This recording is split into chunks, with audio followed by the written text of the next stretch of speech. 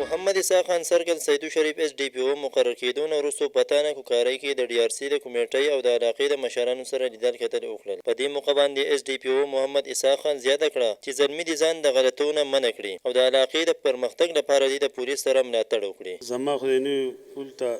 دا خواست دی چې دوی د غلطو د دغه نه ځان د نشو تماشو نه ځان وساتي،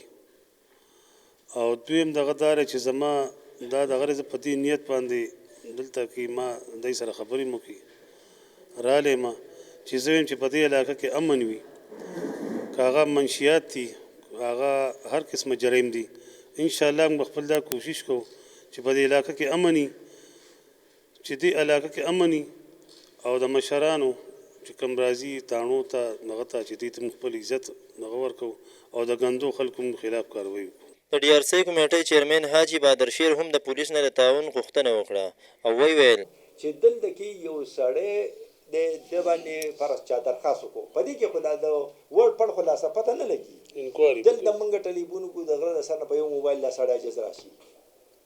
په کار دا ده چې دی راشي چې دی په دې کرسۍ کې دا نه چې دی په حوالات کې بند کړي، ځکه چې د داسې جرم خو نشته. پروګرام په اخره کې اس ډي پي او محمد اسحاق خان زیاته کړه چې په تانه کې د مظلوم د ادرسي او د کنجر غل جوارګر او د منشیاتو والو ته سخت نه سخت سزا میلاویږي. دې څلور خلکو په قدر نه کوئ، کنجر جوارګر غل او منشیات دا به بېعزته کې سمګلر او بېعزته سړی له عزت پښتانه کې نه ورکې دا په تانه باندې که چېرې پولیس او ولس د یو بل ملاتړ شي نو ډېر ژر به دا علاقه د غلطو نه په امان شي. فرهان مشال، پاسون نیوز، کوکارۍ سوات.